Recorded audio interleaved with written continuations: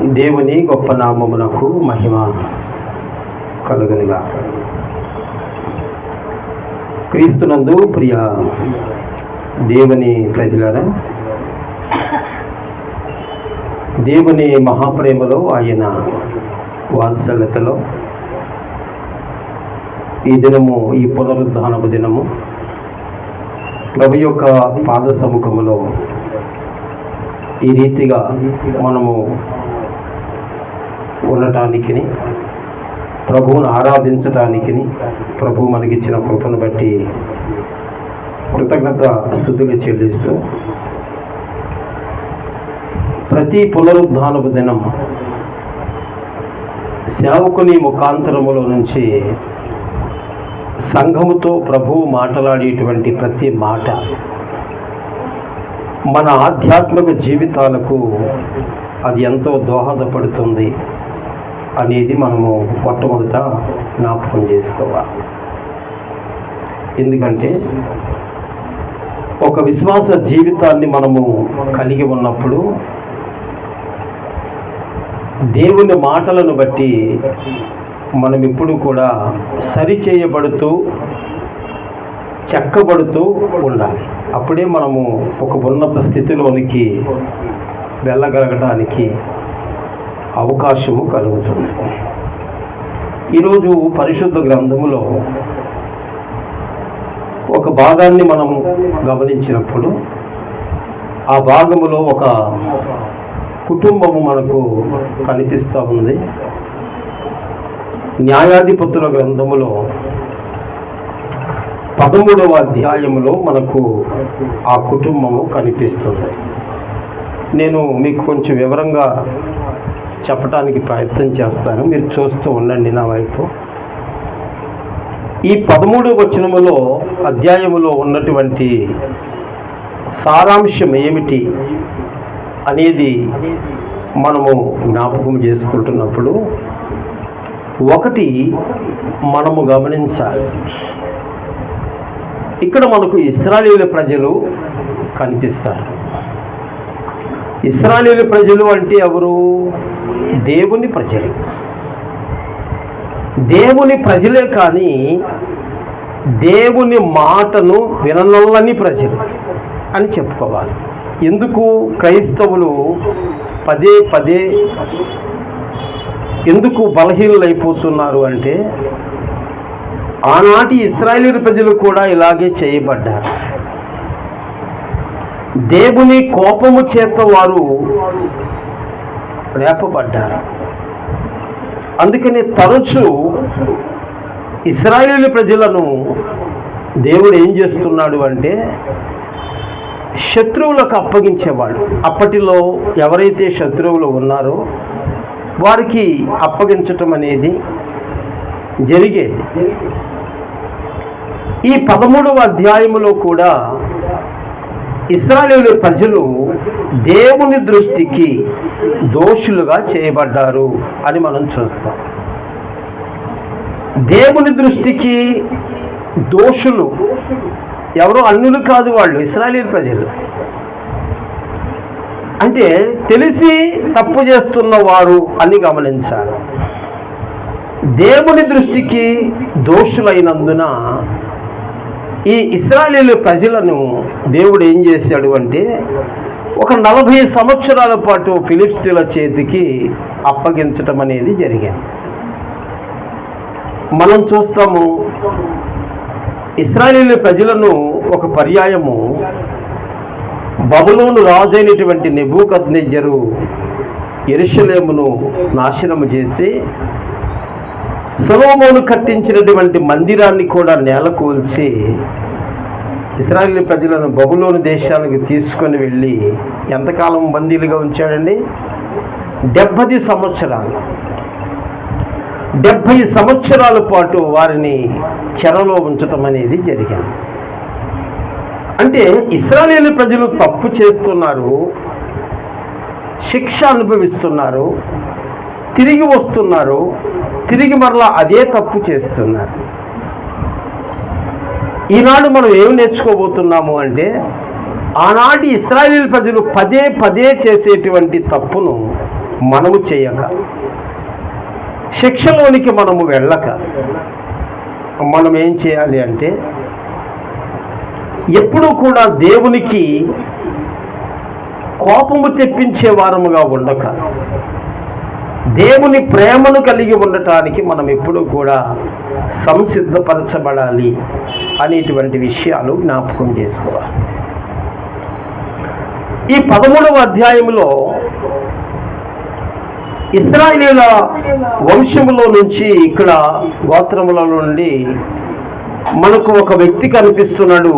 అతడు దాను వంశస్థుడు అని చెప్పి రాసి ఉంది అక్కడ. అతని పేరు మనోహ అని చెప్పి రాయటం జరిగింది.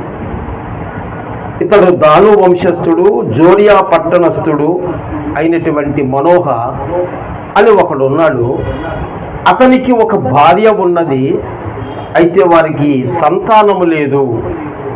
ఈ మనోహ భార్య గొడ్రాలుగా ఉన్నది అని మనం ఇక్కడ చూడటం అనేది జరిగింది. అయితే వీరిద్దరూ ప్రార్థనా పరులే, భక్తి పరులే అని చెప్పాలి. ఎందుకు అంటే ఇక్కడ మనము ఒక విషయాన్ని కూడా జ్ఞాపకం చేసుకోవాలి. ఈ మనోహాన్ని బట్టి అతన్ని మనకు పరిచయం చేసే విధానములో అతని యొక్క గోత్రాన్ని మనకు జ్ఞాపకం చేశారు. ఏ గోత్రం అంటే అయింది చెప్పండి? ఏ గోత్రం అంటే అండి? దాను గోత్రం. చెప్పండి. దాను వంశీకుడు అని రాశాడు. ఇశ్రాయేలు ఎన్ని గోత్రాలు? మొత్తము 12 గోత్రాలు. 12 గోత్రాల్లో ఈ దాను అనేది ఒక గోత్రం. ఈ దాను గోత్రపు వారు ఎలాంటి వారు అనేది మొదట మనం తెలుసుకోవాలి. ఆది కాండములో ఒకసారి చూడండి. ఆది కాండములో 49వ అధ్యాయములో ఈ 12 గోత్రాల గురించి వ్రాస్తూ ఈ దాను గోత్రం గురించి కూడా వ్రాయటం జరిగింది. 17వ వచనములో ఏముంది అక్కడ?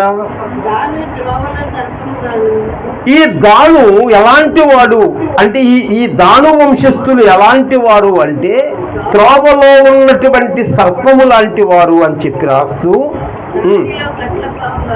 దారిలో కట్లపాము లాంటి వాళ్ళు. అది ఎక్కడ కలుస్తుందంటండి? మడిమెలను. ఈ పాములు ఏం చేస్తాయి తెలుసండి? ఎక్కువగా మడిములను కరుస్తాయట. అందువలన అమ్మా ఎక్కువవాడు వెనుకకు పడును. చూడండి, ఇక్కడ మనము ఈ 49:17లో దాను వంశము గురించి మనం జ్ఞాపకము చేసుకుంటున్నప్పుడు వీరు ఎలాంటి వారు అంటే సర్పము లాంటి వారు. చెప్పండి, ఎలాంటి వారంట? ఇప్పుడు సర్పం ఎలా నడుస్తుంది చెప్పండి? సర్పం స్ట్రైట్గా నడుస్తుందా, మెలికలు తిరుగుతుందా అండి? సర్పం ఎప్పుడూ కూడా వంకర టింకర్లుగా తిరుగుతుంది, మెలికలుగా తిరుగుతా ఉంటుంది. సర్పముకు ఉన్నటువంటి లక్షణం ఏంటంటే అది వంకర టింకర్లుగా తిరుగుతుంది, స్ట్రైట్గా ఉండదు. అది అంటే ఈ దాను గోత్రపు స్వభావాన్ని చెబుతున్నాడు. వీళ్ళు వంకర చేయబడిన వారు, తిన్నని వారు కాదు వీళ్ళు అని చెబుతూ వీరికున్న లక్షణములను గురించి మాట్లాడుతూ, సర్పం ఎలాంటిది అంటే ఇది సర్పము దేనిని ప్రేమిస్తుంది అంటే చీకటిని ప్రేమిస్తుంది. సర్పానికి ఏం కావాలి? చీకటి కాదు, చీకటిలో దాగి ఉంటుంది. చీకటి అంటే సర్పానికి ఇష్టం. బైబిల్ భాష ప్రకారము చీకటి దేనికి గుర్తు? పాపానికి గుర్తుగా ఉంది. అంటే దాను గోత్రికులైన వారు పాప శాపముల చేత నింపబడ్డారు. వారు తిన్నని వారు కాదు, వారు అనేకులకు అపాయము చేసేవారు, అంటే మెడుములను కరిసేవారు అని ఆ గోత్రాన్ని బట్టి 49:17లో వ్రాయబడి ఉంది. దేవుని ప్రజలారా, అలాంటి గోత్రములో నుండి, ఎలాంటి హాని చేసేటువంటి గోత్రములో నుండి చీకటిలో దాగి ఉన్న సర్పము లాంటి గోత్రములో నుండి వచ్చిన వాడు ఎవరంట? మనోహ. అయితే ఇక్కడ మనం నేర్చుకునే పాఠం ఏమిటంటే, మనము చదువుకున్నట్లుగా ఈ మనోహ సర్పము లాంటి లక్షణాలు అతనికి లేవు, చీకటి లక్షణాలు అతనికి లేవు, వంకర టింకర్లుగా తిరిగే లక్షణాలు లేవు. ఇతడు ఈ గోత్రానికి సరిపడా వాడు కాదు. వాస్తవంగా చెప్పాలంటే అతడు చాలా శ్రేష్టమైన భక్తి కలిగిన వాడు అని చెప్పాలి. ఎందుకు మనం ఈ రోజున ఈ మనోహ గురించి మాట్లాడుకుంటున్నాము అంటే, వారు ఇశ్రాయేలు ప్రజలే. ఇశ్రాయేలు ప్రజలంటే ఏం అర్థం చేసుకోవాలి? దేవుని ప్రజలే. కానీ ఎలా ఉన్నారంట? వంకర తిరుగుతున్నారు. అంటే వారు భక్తి జీవితంలో సరిగా లేరు, విశ్వాస జీవితంలో సరిగా లేరు, అన్నీ కూడా వారు పాపపు జీవితాన్ని కలిగిన వారుగా ఉన్నారు అని చెబుతూ, అలాంటి గోత్రములో పుట్టినటువంటి ఈ మనోహ ఆ గోత్రపు వారి లక్షణాలు కలిగి లేక అతడు ప్రత్యేకంగా ఉన్నాడు అని మనోహాలు మనకు చూపిస్తూ అతని గురించి మనకు తెలియచేస్తున్న మాటలు. అతనికి భార్య ఉందట, కానీ పిల్లలు లేరు. అయితే ఈ పిల్లలు లేకపోవటం వలన, ఈ మనోహ భార్య గొడ్రాలుగా ఉన్నందువలన సమాజములో ఆమెకు కొన్ని అవమానములు, కొన్ని ఇబ్బందులు సహజంగా వచ్చేవి ఆ రోజులలో. అయితే దేవుని సన్నిధిలో ఈ భార్యాభర్తలు ప్రార్థించుకునేవారు అని మనం చూస్తాం. ఇలా ప్రార్థించుచున్నటువంటి దినాలలో ఒక దినమున మనోహ ఇంటి దగ్గర లేని సమయమున మనోహ భార్య ఉన్నప్పుడు దేవుని దూత మనోహ భార్యకు ప్రత్యక్షమై ఆమెతో మాట్లాడుతున్నాడు. అమ్మా, నీవు గర్భవతిగా నీవు గొడ్రాలుగా ఉన్నావు, నీకు పిల్లలు లేరు కదా, అందుకని నేను వచ్చాను. నీకు పిల్లలు పుట్టే అవకాశం ఉంది, కానీ నేను చెప్పినట్లుగా నువ్వు చెయ్యి అని చెప్పి కొన్ని సూచనలు అక్కడ ఇవ్వటం జరిగింది. నువ్వు ద్రాక్షారసము తాగవద్దు, ఎలాంటి చెడ్డ పనులు చేయవద్దు అని చెప్పి ఆమెకు సూచనలు ఇస్తూ, నీకు పుట్టబోయేటువంటి బిడ్డను కూడా ఎలా పెంచాలి అనేది కూడా ఆ దేవుని దూత తెలియచేస్తూ, అతడు పుట్టినది మొదలుకొని చనిపోయేంత వరకు అతన్ని తల మీద కత్తి పెట్టకూడదు, అతడికి నాజీరు చేయాలి, అంటే వ్రతపుత్రుడిగా ఉంచాలి, అతన్ని ప్రతిష్ఠించాలి దేవుని కొరకు, అతనిని మీరు జాగ్రత్తగా చూసుకోవాలి.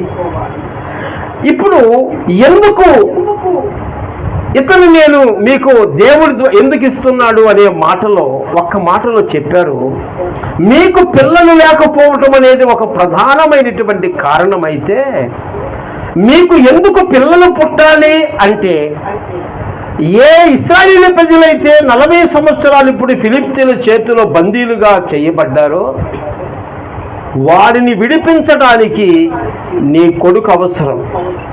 అందుకని నీకు ఒక కొడుకుని దేవుడు పుట్టించబోతున్నాడు. ఆ కొడుకు ఇశ్రాయేలు ప్రజలను విడిపించేటువంటి వాడుగా ఉండబోతున్నాడు అని అక్కడ దేవుని దూత ఒక వర్తమానము మనోహ భార్యకు చెప్పినట్లుగా మనం చూస్తాం. ఇది జరిగిన తరువాత మనోహ ఇంటికి వచ్చాడు, తన భర్త వచ్చాడు. భర్తతో భార్య చెబుతా ఉంది, ఏమని? అయ్యా, నీవు లేని సమయములో ఒక దైవ సేవకుడు మన ఇంటికి రావటం జరిగింది. అతని ముఖం చూస్తే నాకెందుకో దేవుని దూత ముఖం చూసినట్లుగా ఉంది. అతను ఎక్కడి నుంచి వచ్చాడో నాకు తెలియదు, అతని పేరు నేను అడగటం మర్చిపోయాను. కానీ అతడు మనకు ఒక కుమారుణ్ణి ఇస్తాడు, పుడతాడని చెబుతున్నాడు. అయితే ఇలా చెప్పాడు, నీవు ద్రాక్షారసమును సేవించవద్దు, నీవు అపవిత్రమైన దానిని ముట్టుకోవద్దు అని చెబుతూ మన పిల్లవాడిని, పుట్టబోయే పిల్లవాడిని కూడా ఎలా పెంచాలి అనేది కూడా ఆ దైవ సేవకుడు మనకి చెప్పాడయ్యా. నేను చాలా సంతోషపడుతున్నాను అని భార్య భర్తకు చెప్పటం అనేది జరిగింది, మనోహకు చెప్పింది. అప్పుడు మనోహ తన భార్యతో కూడా, వింటున్నారా, మనోహ ఏం చేశాడు, దాన్ని ఈజీగా తీసేయలేదు. ఎట్లాంటి నీకు చాలామంది వస్తూ ఉంటారులే, చాలామంది చెబుతూ ఉంటారు అనుకోలేదు. ఆయన దానిని చాలా బాధ్యతగా తీసుకొని భార్య భర్తలు ఇద్దరూ కూడా ప్రార్థించారట. ఏమని ప్రార్థించారు? అయ్యా, మేము ప్రార్థన చేస్తున్నాము, ఇంకొకసారి నీవు మాకు కనిపిస్తే, నీవు చెప్పినట్లుగా మాకు కనుక కొడుకు పుడితే, ఆ కొడుకు ఎలాగో అతన్ని పెంచాలో మేము నేర్చుకుంటామయ్యా, కనుక ఒక్కసారి దర్శనం ఇవ్వయ్యా అని చెప్పి భార్యాభర్తలు ఇరువురు కూడా ప్రార్థించడం అనేది జరిగింది. ప్రార్థించిన తరువాత ఒక రోజున ఈ మనోహ భార్య పొలంలో కూర్చొని ఉందట. పొలంలో కూర్చుంది. ఈ మనోహ లేడు, మరలా కూడా లేడు, రెండోసారి కూడా లేడు. అప్పుడు దేవుని దూత మరలా మనోహ భార్యను దర్శించాడు. ఆమెతో మరలా అవే మాటలు చెప్పాడు. మొదట ఏం చెప్పాడో ఇప్పుడు కూడా అదే చెప్పాడు. అలా చెబుతున్నప్పుడు ఈమె లేచి పరుగున వెళ్ళి తన భర్తని పిలుచుకొని వచ్చింది. తన భర్త కూడా ఇప్పుడు ఆ దేవదూత చెప్పేటువంటి మాటలు శ్రద్ధతో విన్నారు. విన్న తరువాత ఏమి చేయాలో దేవదూత స్పష్టంగా చెప్పటం అనేది జరిగింది. జరిగిన తరువాత మనోహ అంటున్నాడు, అయ్యా, 2 పర్యాయములు మీరు మమ్మల్ని దర్శించారు కదా, నాకు ఒక కోరిక ఉంది. అదేమిటంటే, మా మందలో ఒక మేక పిల్లను తీసుకుని వచ్చి దానిని బలి అర్పించి నీకు భోజనం పెట్టాలనుకుంటున్నాము, దయచేసి నీవు భోజనం చేసి వెళ్ళు అని చెప్పి, వారికి దేవదూతను తెలియదు అప్పటి వరకు, దైవ సేవకుడు అనుకుంటున్నారు వాళ్ళు.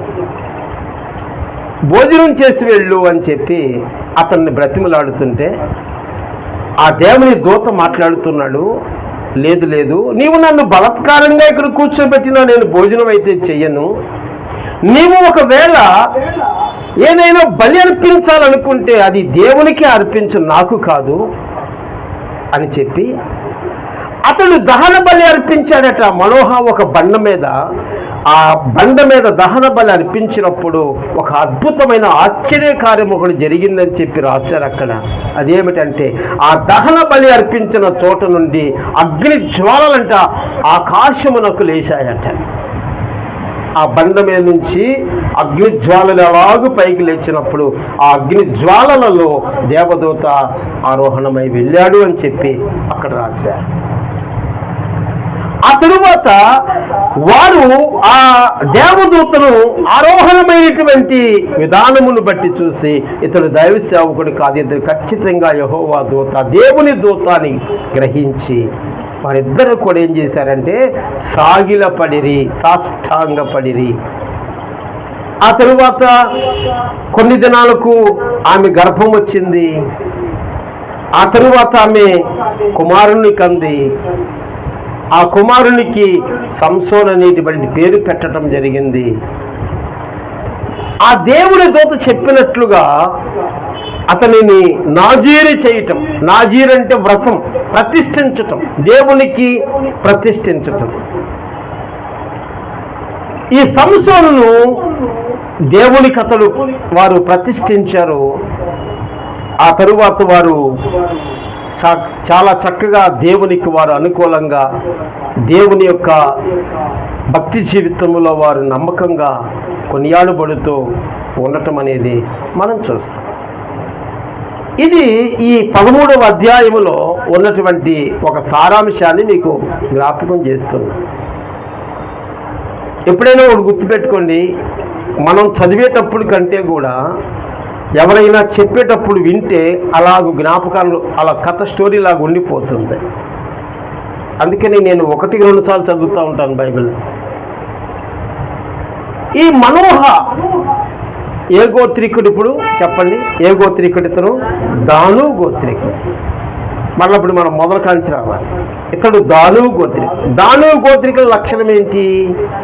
వారు సర్పము లాంటి వాళ్ళు, అంటే ప్రమాదకరమైన వ్యక్తులు, చీకటిని ప్రేమించేవారు, హాని చేసేవారు.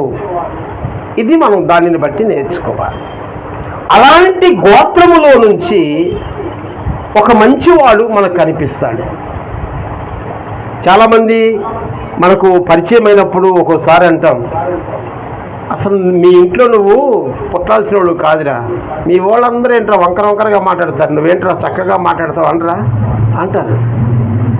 అంటే అర్థం ఏంటంటే ఈ దాను గోత్రములో ఉండవలసిన వాడు కాదు ఇతను శ్రేష్టమైన వాడు అని మనం ఇక్కడ తెలుసుకోవటం అనేది జరుగుతుంది. ఇక్కడ మనం కొన్ని విషయాలు జ్ఞాపకం చేసుకుంటే, మనోహ అనే మాటకు అర్థము చెప్పండి. మనోహ అంటే విశ్రాంతి, రాసుకోండి. మనోహ అంటే అర్థము విశ్రాంతి లేదా నెమ్మది, రెండు అర్థాలు. మనోహ అంటే అర్థము విశ్రాంతి.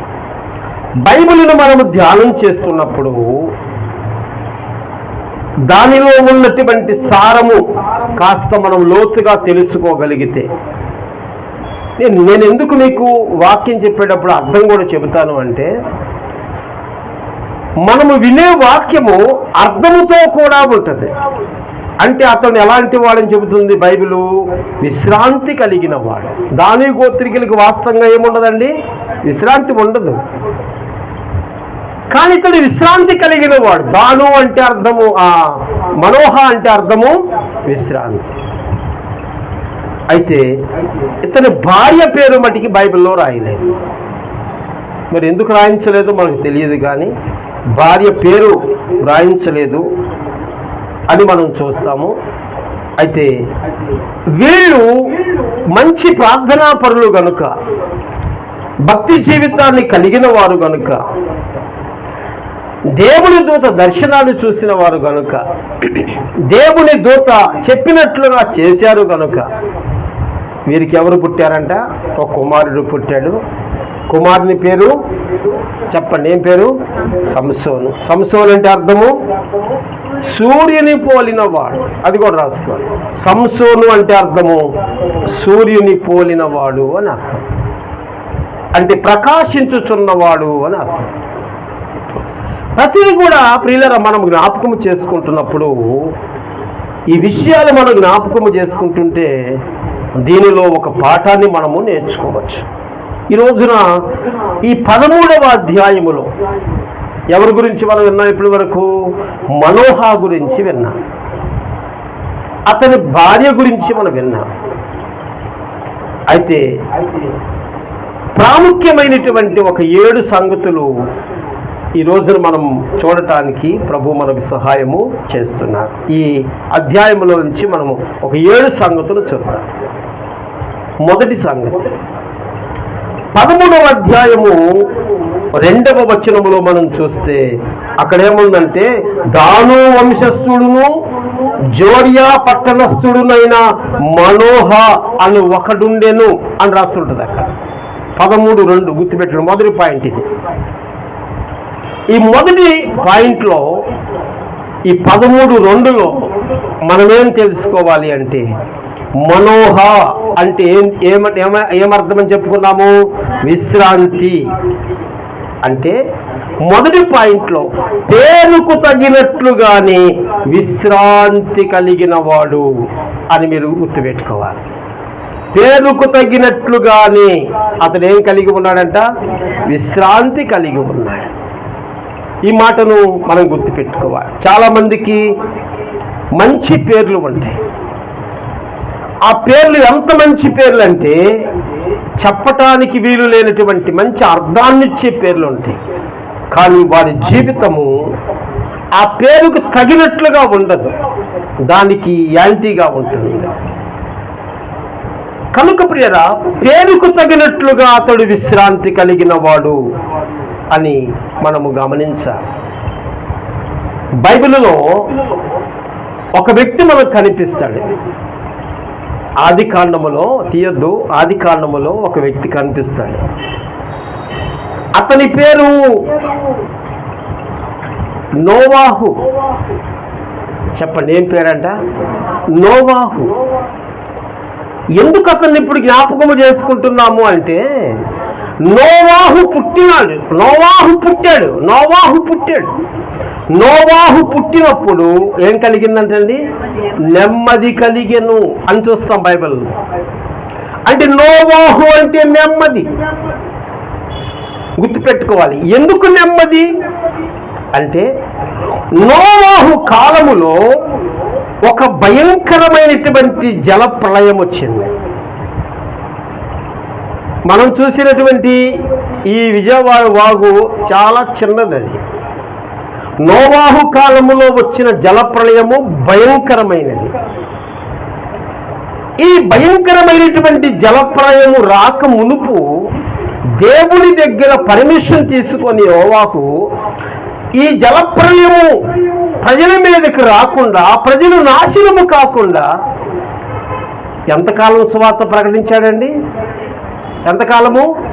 1 రోజు 2 రోజులు కాదు, 1 సంవత్సరం 2 సంవత్సరాలు కాదండి, 120 సంవత్సరాలు సువార్త అతను ప్రకటించాడు.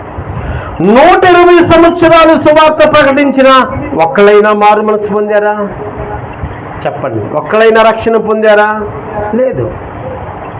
పైపెచ్చు నోవాహు సువార్త ప్రకటిస్తుంటే అపహాస్యము చేసిన వారు, గేలి చేసిన వారు కనిపిస్తారు.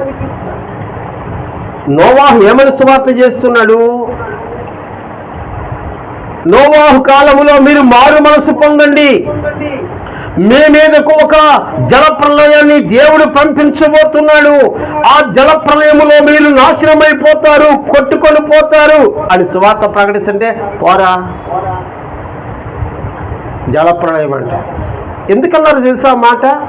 నోవాహు కాలం వరకు, అప్పటి వరకు వర్షం అంటే ఏంటో తెలియదు.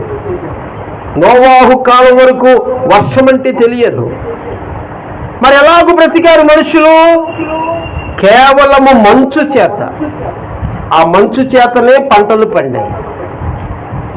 వర్షం అంటే తెలియదు కనుక, జల ప్రళయం వస్తుందంటే నమ్మలేదు కాబట్టి ఆ జల ప్రళయము హఠాత్తుగా వచ్చింది. ఎన్ని రోజులంట? 40 రోజులు, 40 రాత్రులు, 40 పగలు. ఎన్ని దినాలు ఉన్నాయంటే నీళ్లు భూమి మీద? 5 నెలలు ఉన్నాయి. అంటే 150 దినములు అని రాశాడు బైబిల్. 150 రోజులు నీళ్లు ఉన్నాయి భూమి మీద. 150 రోజులు నీళ్లు ఉండటం వలన అందరూ చనిపోయారు, అందరూ నశించిపోయారు. బ్రతికిన వాళ్ళు ఎవరు? నోవాహు కుటుంబం. ఎంతమంది మొత్తము? 8 మంది. దేవుడు వారి కొరకు ఒక ఓడను సిద్ధపరిచెను. ఆ ఓడలోనికి ఇంకా ఎక్కేవారు ఎవరైనా ఉన్నారా అని నోవాహు అడిగితే ఎవరు రాలేదు. ఎందుకు నెమ్మది? నోవాహు అంటే నెమ్మది అంటే, అంతటి భయంకరమైనటువంటి జల ప్రళయములో కూడా నోవాహు నెమ్మది కలిగి ఉన్నాడు. దేవునికి స్తోత్రం.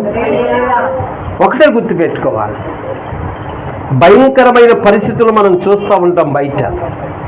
2 సంవత్సరాలు కరోనా వచ్చింది, ఇప్పుడు చూస్తున్నాం విపత్తు. దేవుని నువ్వు జనాంగమైతే, నువ్వు దేవుని బిడ్డవైతే, దేవుని నామము నీవు ధరించుకున్నట్లయితే, ఒక మంచి భక్తి జీవితం నీకున్నట్లయితే, దేవుని మీద నేను ఆధారపడినట్లయితే, బయట విపత్తు చుట్టుముట్టినా నీకు, నీ కుటుంబానికి ఏముంటుంది చెప్పండి? నెమ్మది ఉంటుంది. దేవునికి స్తోత్రం.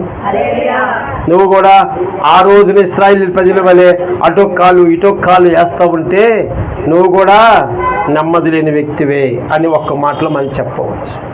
మొదటి పాయింట్, అతడి పేరుకు తగినట్లుగా విశ్రాంతి కలిగిన వాడు. 2వ పాయింట్లో మనం చూస్తాం, అదే 13వ అధ్యాయములో 6వ వచనములో ఏమంటో తెలుసా అండి?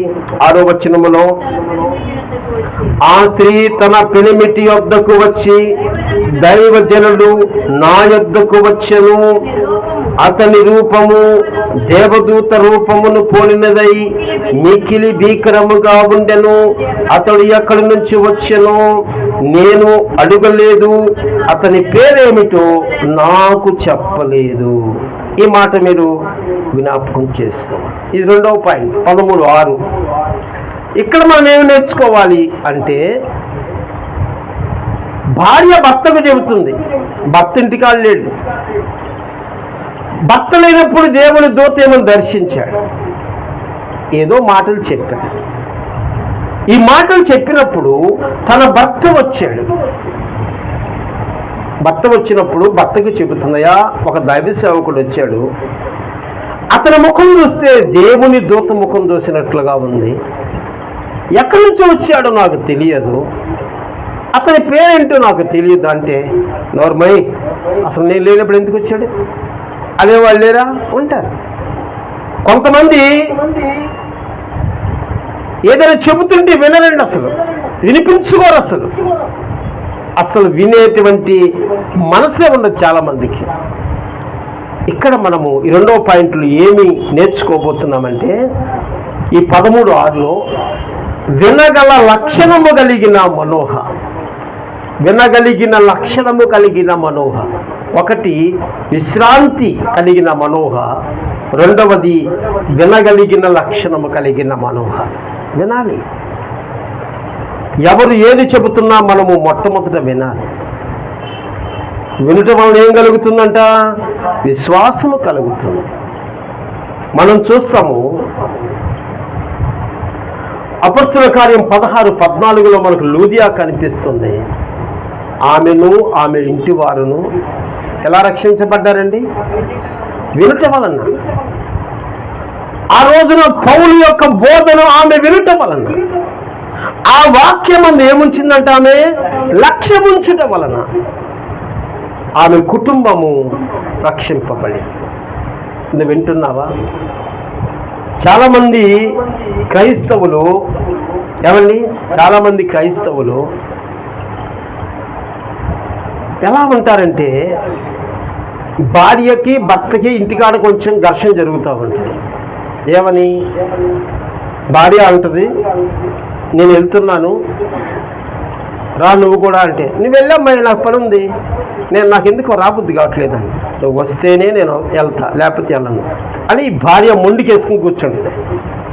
ఇంకేం చేస్తాడు? ఇక వెళ్ళాలిగా, తప్పదుగా. మరి భర్త ఒకవేళ విశ్వాసం అయితే భార్య రాదు, మరి నువ్వు వస్తేనే నేను వెళ్తాను, నాతో నీకేం పని అంటే, కాదు నువ్వు వస్తేనే వెళ్తాను. ఈయన బాధ తట్టుకోలేక ఆమె వస్తుంది, ఆమె బాధ తట్టుకోలేక ఈయన వస్తాడు. వచ్చి ఏదో ఒక మూల కూర్చుంటాడు. ఈయనకి ఇష్టం లేదు, ఆమెకి ఇష్టం లేదు.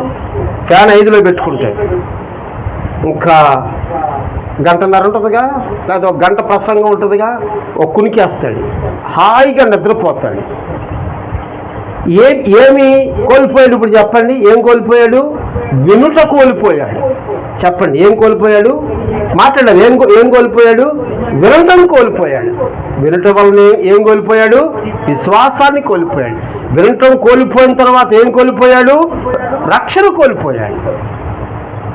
అంటే సాతాను నిన్ను ఎందుకు జోలపాడి నిద్రపుచ్చుతుంది అంటే, నీవు అభివృద్ధి చెందడం సాతానికి ఇష్టం లేదు, అసలు నువ్వు వినటం సాతానికి ఇష్టం లేదు. అందుకని కూర్చున్నప్పుడు, దేవుని సన్నిధికి వచ్చినప్పుడు, దేవా నీవు నాతో ఏం మాట్లాడతావో స్పష్టముగా సూటిగా నాతో మాట్లాడు, వినగలిగిన హృదయాన్ని, మనసును నాకు దయచేయి.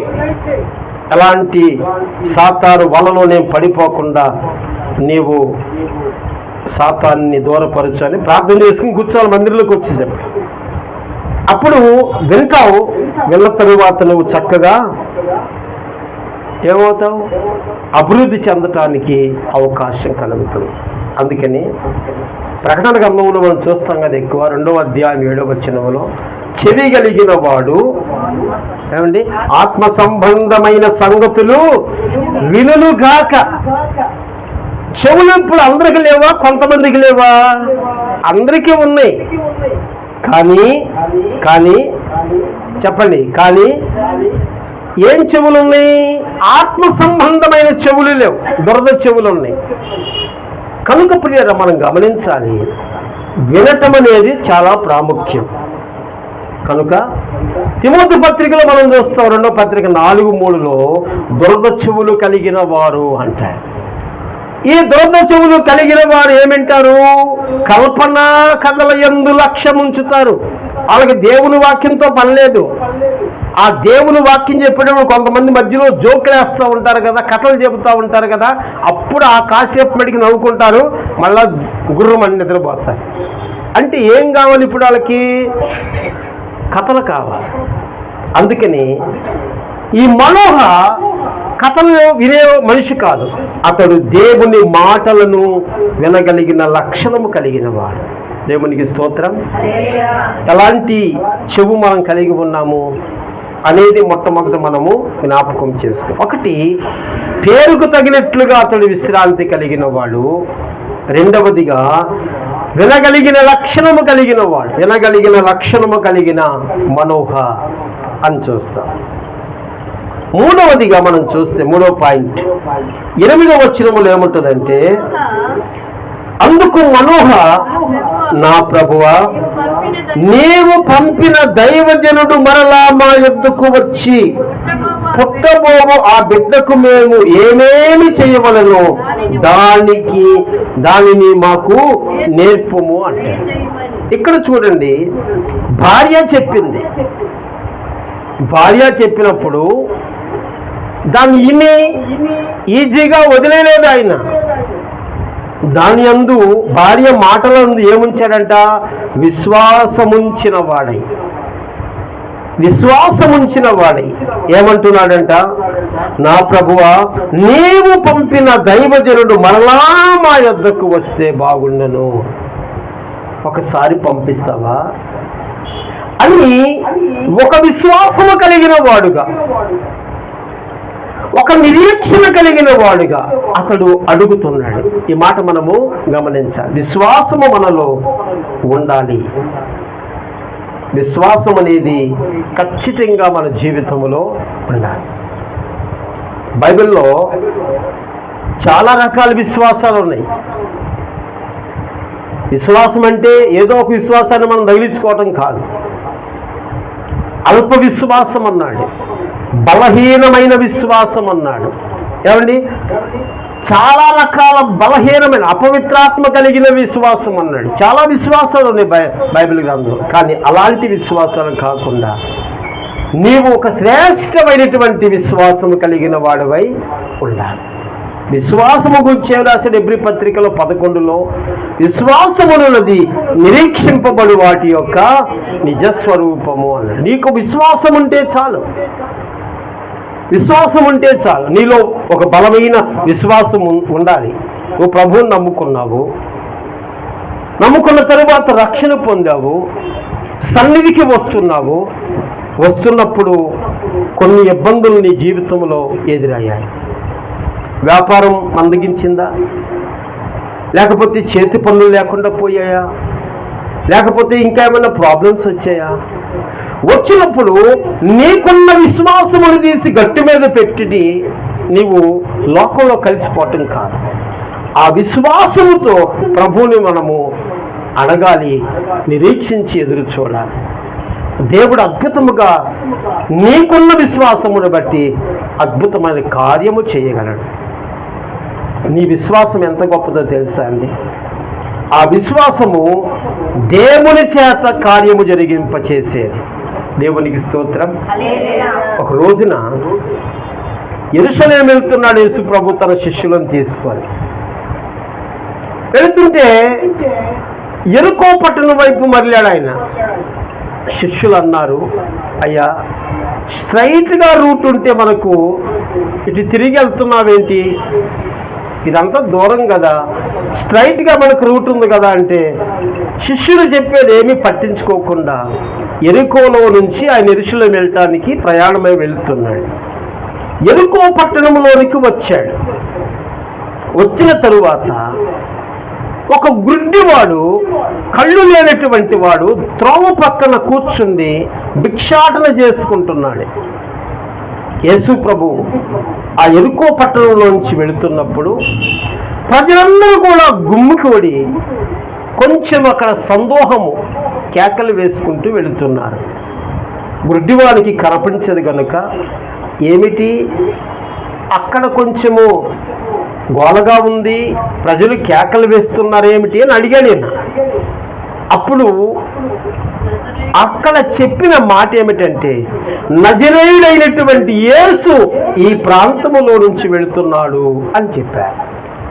అప్పుడు ఈయన విన్నాడు, గుడ్డోడే కానీ చెవిటోడు కాదు కదా, నజరేయుడైన యేసు వెళుతున్నాడు అన్నాడు. గుడ్డాయన అన్నాడు, దావీదు కుమారుడా అని కేక వేశాడు. దావీదు కుమారుడా అని కేక వేశాడు. ఈయనకి చెప్పింది ఏంటి? నజరేయుడైన యేసు. ఈయనేం కేకలేస్తున్నాడు? దావీదు కుమారుడా అన్నాడు. అంటే బైబిల్లో మనము కుమారుడు అనే మాటను కనుక గమనిస్తే 7 రకాల కుమారులు కనిపిస్తారు. మరలా కుమారుడు అనే మాట 7 రకాలుగా మనకు కనిపిస్తుంది. 1 ప్రియ కుమారుడు, 2 మనుష్య కుమారుడు, 3 దావీదు కుమారుడు, 4 పెండ్లి కుమారుడు, ఇట్లా 7 రకాల కుమారులు కనిపిస్తాయి. ఈ 7 రకాల కుమారుల్లో ఒక కుమారుడు దావీదు కుమారుడు. దావీదు కుమారుడు అంటే అర్థం ఏమిటంటే స్వస్థతను కలుగు చేయువాడు అని అర్థం అండి. అది గుర్తుపెట్టుకోవాలి. దావీదు కుమారుడా అంటే స్వస్థతను కలుగు చేయువాడా, నన్ను దాటి వెళ్ళిపోతున్నావా అని కేక వేశాడు. ఆ స్వరము యేసు ప్రభు వినిపించి వెళ్ళేవాడు ఆగాడు. ఎవరు నన్ను పిలిచారు అన్నాడు. శిష్యులు అన్నారు, ఆ పక్క వాళ్ళు అన్నారు, అయ్యా గుడ్డోడు కేకలు వేసుకుంటున్నాడులే. కాదు, అతడు నన్ను పిలిచాడు అన్నాడు. వెంటనే యేసు ప్రభు అతని దగ్గరికి వచ్చాడు. ఏం కావాలి నీకేం కావాలి అని అడిగాడు. అప్పుడు యేసు ప్రభు అన్నాడు, అయ్యా పుట్టినది మొదలుకు నేను గుడ్డివాడిని, నాకు కుటుంబం ఉంది, నా కుటుంబం ఎట్లా ఉంటుందో నాకు తెలియదు, నాకు కన్నులు ఇస్తే నా కుటుంబాన్ని చూసుకుంటాను అనలేదు ఆయన. నీకేం కావాలి అంటే నిన్ను చూడాలన్నాడు. అంతే. నీకేం కావాలంటే నిన్ను చూడాలన్నాడు. ఆ బాధ్యత నేను కలిగిస్తున్నాను పో అన్నాడు. వెంటనే అతనికి చూపు వచ్చిందట. చూపు రాగానే ఇంటికి పరిగెత్తకుండా ప్రభు వెంట పరిగెత్తను, ప్రభు పని చేస్తాను అని రాసి ఉంటుంది. దేవునికి స్తోత్రం. క్రీస్తునందు ప్రియ దేవుని ప్రజలారా, నీ విశ్వాసము నిన్ను స్వస్థత కలిగించు. విశ్వాసం ఉండాలండి, అల్ప విశ్వాసం ఉండకూడదు. ఎవరో చేస్తారులే అనుకోకూడదు. ప్రభు చేస్తాడనే విశ్వాసం నీకు ఉండాలి. కనుక 3వది విశ్వాసము కలిగినటువంటి మనోహ అని చూస్తాం. 4వదిగా చూస్తే అదే 8వ వచనములో సెకండ్ పార్ట్లో ఏముంటుంది అంటే అక్కడ అన్నాడు, మరలా వచ్చి పుట్టబోవు ఆ బిడ్డకు మేమేమి చేయవలెను, దానిని మాకు నేర్పునట్లు దయచేయుమని యెహోవాను వేడుకున్నాడు. మాకు నేర్పించయ్యా, నువ్వు చెప్పావు కదా, ఆ పుట్టబోవు బిడ్డను మేము ఎలా పెంచాలో మాకు తెలియదు, నువ్వు వచ్చి నేర్పించు, నీవు నేర్పించు. బా ఎంత చక్కని మాట. అంటే 4వ విషయం ఏంటంటే నేర్చుకునే మనసు కలిగిన మనోహ. చెప్పండి, ఏ మనసు అంటండి? నేర్చుకునే మనసు కలిగినటువంటి మనోహ. దేవుని ప్రజలారా, నేర్చుకునే మనసు ఉందా? ఇది మనము గమనించాలి. అనేక మందిలో మనం చూస్తాము నేర్చుకునేటువంటి మనస్సు ఉండదు. 2 పాటలు పాడటం వస్తే నా అంత సింగర్ లేడంటున్నారు, 4 మాటలు చెప్పడం వస్తే నా అంత స్పీకర్ లేడంటున్నారు. నేర్చుకునే మనస్సు లేదు. నువ్వెప్పుడైతే నేర్చుకునే మనసు నీకుంటుందో, ఆ బుద్ధి నీకుంటుందో, దేవుడు నీకు నేర్పించేటువంటి ఆలోచన కలుగు చేస్తాడు. దేవునికి స్తోత్రం. నేర్చుకునే మనసు కావాలి. నేను ఇప్పటికీ కూడా విద్యార్థినే. నేను ఇప్పుడు నేర్చుకోవటానికి ప్రయత్నం చేస్తాను. బైబిల్ నాకు తెలుసు అని ఎవరైనా అంటే ఖచ్చితంగా అతడు అబద్ధం చెబుతున్నాడు. నేను చెప్తాను నాకున్న అనుభవం ప్రకారం. ఎందుకంటే బైబిల్ సమస్తము తెలిసిన వాడు ఎవడూ లేడండి. అసలు ఎవరు లేని బైబిల్ తెలిసిన వాడు. ఒక బైబిల్ కాలేజీ వాళ్ళు కావచ్చు, లేకపోతే పెద్ద పెద్ద బోధకులు కావచ్చు, ఎవ్వరూ లేరు. ఎందుకంటారేమో, బైబిలు మర్మమై ఉన్నది, అది గుర్తుపెట్టుకోవాలి. బైబిల్ మర్మమై ఉన్నది. ఆ మర్మమును గూర్చి ఎవరు చెప్పలేరు. కొన్ని మనము అవగాహనతో చెప్పవచ్చు, కానీ బైబిల్ గ్రంథమును ఏమండి నాకు తెలుసు, నేను పూర్తిగా అనేవాడు ఎవరు లేరు, నాకు తెలుసు, ఉండరు కూడా. అందుకని నిత్యము నేర్చుకోవాలి. నిత్యము ప్రభు పాదాల దగ్గర ఒక విద్యార్థిగా మనం ఉండాలి. అప్పుడే ఆయన నీకు నేర్పించడానికి ఆయన సహాయం చేస్తాడు. దేవునికి స్తోత్రం. అందుకని 4వది ఏ మనసు అంటే నేర్చుకునే మనసు. 5వది 9వ వచనం ప్రకారము దేవుడు మనోహ ప్రార్థనను ఆలకించెను గనుక అని ఉంటుంది అక్కడ. దేవుడు మనోహ ప్రార్థనను ఏం చేశాడంట? ఆలకించెను గనుక. 5వ పాయింట్ ఏమిటంటే 9వ వచనం ప్రకారం ప్రార్థనాపరుడైన మనోహ. చెప్పండి, ఏ పరుడంట? ప్రార్థనాపరుడు. అతడు ప్రార్థనాపరుడు. గుర్తుపెట్టుకోవాలి ఈ మాట. అతడు ప్రార్థనాపరుడు. బైబిల్లో వ్రాయించాడు అంటే ప్రార్థనాపరుడు. దేవునికేం పల్లెకేం కాదు. అతని యొక్క క్యారెక్టర్ గురించి ఎంత స్పష్టంగా రాస్తున్నాడు అంటే మన గురించి రాయడా? ఖచ్చితంగా రాస్తాడు. రేపు తీర్పు దినమున నువ్వెంత ప్రార్థన చేసావో ఆయనకి తెలియదా? తెలుసు. నీవు ప్రార్థనాపరుడువా కాదా అని తెలియదా? తెలుసు. కనుక ప్రార్థన అనేది చాలా ముఖ్యం. ఇస్సాకు 40 సంవత్సరాల ప్రాయం కలిగిన వాడై ఉన్నాడు. ఇస్సాకు 40 సంవత్సరాల ప్రాయం కలిగిన వాడై ఉన్నప్పుడు పెళ్లి సంబంధం చూశారు ఆయనకి. ఎవరితో? రిబ్కాతో. ఇప్పుడు ఒంటి మీద ఎక్కించుకొని రిబ్కాని ఎలియాదును తీసుకొని వస్తున్నాడు. మొదటిసారి రిబ్కా ఇస్సాకును చూసింది. ఎక్కడ? పొలంలో చూసింది. చూస్తున్నప్పుడు ఏం చేస్తున్నాడండి ఆయన? ప్రార్థన చేస్తున్నాడు. ఇది మాట గుర్తుపెట్టుకోవాలి.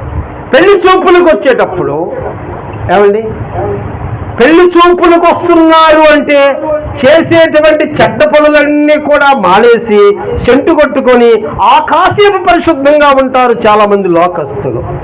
కానీ ఇస్సాకు అలాంటి వాడు కాదు. ఆమె మొదటిసారి చూసినప్పుడే అతడు ప్రార్థనాపరుడు. ఆమె చూడాలని కాదండి, అతడు దేవుని ఆత్మ కలిగిన వాడు. ఇంకో విషయం చెప్పమంటానా? అతడు ఎలాంటి ప్రార్థనాపరుడు కాకపోతే ఇస్సాకుని దేవుడు అంతగా ఆశీర్వదిస్తాడు. అతడు ఎంత ప్రార్థనాపరుడు కాకపోతే 100 కంటే ఎక్కువగా ఆశీర్వదిస్తాడు. ఇంకొక విషయం చెప్పమంటారా? ఇతను ప్రార్థనాపరుడే, కానీ ఇతనికి కూడా ఏం లేదంట, పిల్లలు లేరు. ఇస్సాకు కూడా ఏమి లేదంట, పిల్లలు లేరు. రిబ్కా గొడ్రాలుగా ఉంది, పిల్లలు లేరు. అప్పుడు రిబ్కా ఒకతే ప్రార్థించిందా? చెప్పండి, ఏం చేసింది? రిబ్కా వచ్చి అయ్యా నాకు సంతానాన్ని అనలేదు కదా. రిబ్కా నిమిత్తము ఇస్సాకు ప్రార్థించాడని బైబిల్లో ఉంటుంది. రిబ్కా నిమిత్తము ఇస్సాకు ప్రార్థించాడు అంటే అర్థం ఏంటి? కుటుంబములో భార్య భర్త ఇద్దరూ ప్రార్థనా పరులై ఉండాలి. చాలామంది మగవాళ్ళు ప్రార్థన చేయటం తక్కువ చూస్తూ ఉంటాను నేను. మగవాళ్ళు అంటే అందరని కాదు, చాలామంది, ఎక్కువ శాతం మగవాళ్ళు తక్కువ ప్రార్థన చేస్తారు. అలానే ఆడవాళ్ళు సూపర్ స్టార్లు అనుకోవద్దు, ఆడవాళ్ళు కూడా తక్కువే చేస్తారు. ప్రార్థనా పరులైన వారి నేను మనుషులు కనపడాలని కాదు, కానీ దేవుడు చూస్తాడు. ప్రార్థన ఎక్కడ ఉంటుందో దేవుడు అద్భుతమైన ఆశీర్వాదాలు అక్కడ దేవుడు కలుగు చేస్తాడు. దేవునికి స్తోత్రం. అందుకని 5వ పాయింట్ ప్రార్థనాపరుడైన మనోహ. నెంబర్ 6, 6వది ఏమిటంటే 15వ వచనములో మనం చూడగలిగినప్పుడు అప్పుడు మనోహ మేము ఒక మేక పిల్లను సిద్ధపరిచి నీ సన్నిధిని ఉంచు వరకు నీవు ఆగుమని మనవి చేసుకుంటున్నాడు. మేము ఒక మేక పిల్లని తీసుకొచ్చి ఏమండి ఇక్కడ నీ సన్నిధిలో సిద్ధపరిచేంత వరకు నువ్వు వెయిట్ చెయ్యయ్యా అన్నాడు. అంటే ఈ 6వ పాయింట్లో ఒక దైవజనుడే, అప్పటి వరకు దేవుని దూతని తెలియదు, ఒక దైవజనుడే అనుకుందాం. దైవజనుడే ఒక మంచి సమాచారమును తీసుకొచ్చాడు ఇంటికి. గుర్తుపెట్టుకోండి ఈ మాట. ఒక దైవజనుడు ఒక మంచి సమాచారాన్ని తీసుకొస్తే ఆ మంచి సమాచారం విన్న తరువాత దైవసేవకుడు ఊరికనే వెళ్ళడు కదా, ఒక చిన్న ప్రార్థన చేస్తాడు. ప్రార్థన చేసిన తర్వాత మనము చేయవలసిన పని ఏమిటంటే, నెక్స్ట్ ఎవరైతే దైవ సేవకుడు ప్రార్థన చేస్తాడో ఆ దైవ సేవకునికి మనం ఒక అర్పణ ఇచ్చి పంపించాలి. కొత్త చేతులతో దైవ సేవకుడిని పంపించకూడదని బైబిల్ చెప్తుంది. అది తెలిసిన వాడెవరు? మనోహ. గుర్తుపెట్టుకోవాలి. 6వ పాయింట్లో ఏముందంటే, అర్పణ ఇచ్చు మనసు కలిగిన మనోహ. ఏ మనసు కలిగిన వాడంట? అర్పణ ఇచ్చు మనసు కలిగిన మనోహ. నాకు తెలిసిన పాస్టర్ గారు ఒక ఆయన ఉన్నాడు. ఆయన పశ్చిమ గోదావరి జిల్లాలో ఉంటాడు. ఆయన ఒక హిందూ కుటుంబంలోంచి రక్షింపబడ్డాడు. ఆయన మొదట అంటే రక్షణ ఏమి లేకుండా ఉన్నప్పుడు ఆయన చేపలు పట్టుకునేవాడు. ఒక బస్తా, ఒక 1/2 ఎకరం పొలం ఉంది ఆయనకి. 2 కొడుకులు, చిన్న పిల్లలు, భార్య ఉంది. ఆయన చేపలు పట్టుకునే బెస్తవాడు కనుక, పల్లికారులు కనుక ప్రార్థనకి వెళ్ళవలసిన అవసరం లేదు. అయితే ఒక రోజున ఒక 70 సంవత్సరాల వృద్ధాప్యంలో ఉన్న ఒక వ్యక్తి పంచె కట్టుకొని, ఒక సంచి తగిలించుకొని నడుచుకుంటా వచ్చి ఆ ఇంటికి వచ్చాయా, నేను ప్రభు పంపిస్తే వచ్చాను, నేను దేవుడు పంపిస్తే వచ్చాను, నేను ఇప్పటికి 30 కిలోమీటర్ల నుంచి నేను నడిచే వచ్చాను, నేను ఏ వెహికల్ ఎక్కలేదు. ఎందుకు వచ్చాను అంటే, నిన్ను దేవుడు కోరుకుంటున్నాడు, నిన్ను దేవుడు పిలుస్తున్నాడు కనుక ఆయన నమ్ముకో, ఆయన సాధనముగా నువ్వు ఉండు అని ఈయన చెప్పాడు. వృద్ధాప్యంలో వారాబా బయటవా, మేము ఎవరు అనుకుంటున్నాం, అసలు మేము హిందువులు అని ఆయన్ని తోలనాడి పంపించారు. ఆయన వెళ్ళిన 2-3 మాసాలకు భార్యకు పక్షవాతం వచ్చింది. ఇప్పుడు అందరూ అంటున్నారు, అయ్యో ఆ దైవ సేవకుని తోలనాడేవే, ఒకవేళ ఆ ఎఫెక్ట్ ఏమైనా వచ్చిందేమో అంటున్నారు. అయితే ఈమెకు పెరాలసిస్ వచ్చిన తర్వాత మరలా 6 నెలలకు వచ్చాడు ఆయన. ఇప్పటికీ 6 నెలలకి 1/2 ఎకరం పొలం అమ్మేశారు మందుల కోసం. మరలా వచ్చానయ్యా, 30 కిలోమీటర్లు నడుచుకుంటూ వచ్చాను, నిన్ను దేవుడు పిలుస్తున్నాడు అన్నాడు. ఈయన నమ్మలేదు. ఈయన అన్నాడు అప్పుడు ఆ పిల్లలకి చెబుతున్నాడు, ఒక ముద్ద అన్నం పెట్టి ఒక 10 రూపాయలు ఇచ్చి పంపించండమ్మా, డబ్బుల కోసం వస్తున్నాడేమో అన్నాడు. నాకు వద్దయ్యా, నేను తినేవాడిని కాదు, నేను ప్రార్థన చేసి వెళ్తున్నాను, నువ్వు దేవుణ్ణి నమ్ముకో, నువ్వు దేవుణ్ణి నమ్ముకున్న రోజు నీ భార్యకు పక్షవాతం పోతుందని చెప్పి ప్రార్థన చేసి వెళ్ళిపోయాడు. ఈయన మందిరానికి వెళ్ళటానికి ఇష్టం లేదు. ఆ ఊర్లో ఒకే ఒక మందిరం ఉంది. అక్కడ అందరూ చుట్టుపక్కల వాళ్ళు వీల్ చైర్లో కూర్చోబెట్టి, ఆ బండిలో కూర్చోబెట్టి మందిరానికి నెట్టికి వెళ్తున్నాడు. ఈయన భర్త నెట్టికెళ్ళి ఆ మెట్ల దగ్గర వదిలిపెట్టి ఈయన వచ్చేస్తున్నాడు. ఆ వింటుంది, అయిపోయిన తర్వాత తీసుకొస్తున్నాడు. ఒక రోజున అంది, ఎందుకయ్యా నన్ను ఇంత దూరం తీసుకొచ్చి వదిలిపెట్టి వెళ్ళిపోతున్నా, ఒక్క అడుగు లోపలే రావచ్చుగా, వినొచ్చుగా అంది. నేను ఎన్నో అంటున్నాడు. ఒక రోజు ఎందుకు వినాలని మనసు కలిగింది ఆయనకి. వెళ్ళి విన్నాడు. ఆ మొదటి రోజునే పాస్టర్ గారు ఏదైతే హెచ్చరిస్తున్నాడో ఇతన్నే హెచ్చరిస్తున్నట్లుగా భావించి ఈయన అనుకున్నాడు, నేను ఫస్ట్ సారే మందిరానికి వచ్చాను, నా గురించి ఈయనకేం తెలుసు, నా బతుకంతా చెప్పేస్తున్నాడేనా అనుకొని 2వ వారం నుంచి వెళ్ళటం ప్రారంభించాడు. అలాగూ కంటిన్యూ అయ్యాడు. కొద్ది రోజులకి పక్షవాతం తగ్గిపోయింది. ఆ తరువాత ఆయన విశ్వాసులుగా మార్చబడ్డారు. ఆ మందిరానికి వెళ్ళారు. వింటున్నారా? ఆ మందిరానికి వెళుతున్నారు వాళ్ళు. ఆ మందిరంలో ఒక 100 మంది ఉంటారు. ఆ తరువాత కొన్ని సంవత్సరాలకి గుర్రపాకేసుకున్నాడు ఇంటి దగ్గర వేసుకొని. ఆ 2 పిల్లలు భార్య ఈయన సేవ చేసుకుంటున్నారు. సేవ చేసుకుంటుంటే నిదానంగా పెరిగిపోతుంది సంఘం. ఇప్పుడు ఒక 4-5 సార్లు ఆయన మందిరం మార్చుంటాడు. నేను అక్కడికి 3 రోజులు వాక్యం చెప్పడానికి వెళ్ళాను. 1.5 బట్టి కట్టాడు మందిరం. ఏమండి, ఆయన చర్చి వదిలితే ఆర్టీసీ బస్సులు వచ్చి నుంచుంటే, ఆయన చర్చి వదిలితే ఆటోలు వచ్చి నుంచుంటే, మొదటి సెక్షన్లోనే 5,000, రెండో సెక్షన్లో 5,000 మంది, 10,000 మంది సంఘం అక్కడ. అండ్ పల్లెటూరులో ఉంటారు. ఆయన వెళ్ళే చర్చి ఉన్న మొదటి చర్చి, ఆ 100 మంది అట్లాగే ఉన్నారు. ఇప్పటి వరకు పెద్ద సేవ చేస్తున్నాడు. దేవునికి స్తోత్రం చెప్పండి. హల్లెలూయా.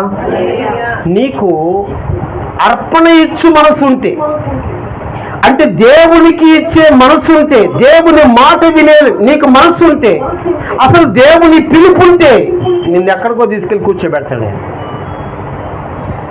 అందుకని 6వ పాయింట్ ఏమిటంటే, ఆయనది ఏ మనసు అంట? అర్పణ ఇచ్చు మనసు. చివరిగా 20వ వచనంలో మీరు చూస్తే, ఎట్లనగా జ్వాలలు బలిపీఠము మీద నుండి ఆకాశములకు లేచుచుండగా యెహోవా దూత బలిపీఠము మీదనున్న ఆ జ్వాలలలో పరమునకు ఆరోహణమాయను. మనోహాయు అతని భార్యయు దానిని చూచి నేలకు సాగిలపడిరి. 20వ వచనం 7వ పాయింట్లో 13-20లో విధేయత చూపిన మనోహ. విధేయత ఎప్పుడు వచ్చిందండి? సాగిలపడినప్పుడు. దేవుని దగ్గర ఏం చేయాలి? మనము సాగిలపడాలి. సాగిలపడినప్పుడు విధేయత కలుగుతుంది. అందుకని నేలను సాగిలపడి దేవుని సన్నిధిని నమస్కారము చేస్తున్న మనోహ దంపతులు. విధేయత కలిగి ఉన్నామా? విధేయత అనేది చాలా ముఖ్యమండి. యేసు ప్రభు మనకు నేర్పించిన మాట ఏమిటంటే, నేను సాత్వికుడను, పూర్చేయండి, నేను సాత్వికుడను, దీన మనస్సు కలిగిన వాడను. అది గుర్తుపెట్టుకోవాలి. ప్రభువుని ఎప్పుడైతే నువ్వు విశ్వసించావో, యేసయ్య రక్తముతో నువ్వు ఎప్పుడైతే కడగబడ్డావో, అంతకుముందు నీలో ఉన్నటువంటి కోపము, ఏమండి, ఆగ్రహము, లేకపోతే ఇంకా ఏదైనా సరే ఆ రోజునే నువ్వు చంపివేసుకొని నీలో ఒక మంచి విధేయత కనిపించాలి. దేవునికి స్తోత్రం చెప్పండి. హల్లెలూయా. క్రీస్తునందు ప్రియ దేవుని ప్రజలారా, మోషే గురించి దేవుడు మాట్లాడాడు. మోషే ఎలాంటి వాడంట? సాత్వికుడు అన్నాడు. సాత్వికుడు అని మోషే పెట్టుకోలే పేరు, దేవుడు అతనికి పెట్టాడు. నువ్వు ఉన్నావా సాత్వికముగా? విధేయత చూపిస్తున్నావా దేవునికి? విధేయత చూపించిన కుటుంబాలు ఆశీర్వదించబడతాయి. ఎలాగున్నాము? ఒక 7 సంగతులు మనం తెలుసుకోవటానికి ప్రభువు కృప చూపాడు. మనోహ అంటే చెప్పండి. మనోహ అంటే అర్థం ఏంటి? విశ్రాంతి. విశ్రాంతి కలిగిన మనోహకు దేవుడు ఎన్నో అద్భుత కార్యాలు చేశాడు. ఒకవేళ నీవు కూడా విశ్రాంతిని పొందుకోవాలనుకుంటున్నావా? నీవు కూడా నెమ్మది కలిగి ఉండాలనుకుంటున్నావా? నీవు కూడా దేవుని అద్భుత ఆశ్చర్య కార్యాలు చూడాలనుకుంటున్నావా? మనోహ వలె మనము కూడా కొంచెము విధేయత చూపాలి. ఆయన వలె మనము దీనత్వం కలిగి ఉండాలి. ఈ కొద్ది మాటలు ప్రభు దీవించి ఆశీర్వదించునుగాక. ఆమేన్, ఆమేన్, ఆమేన్.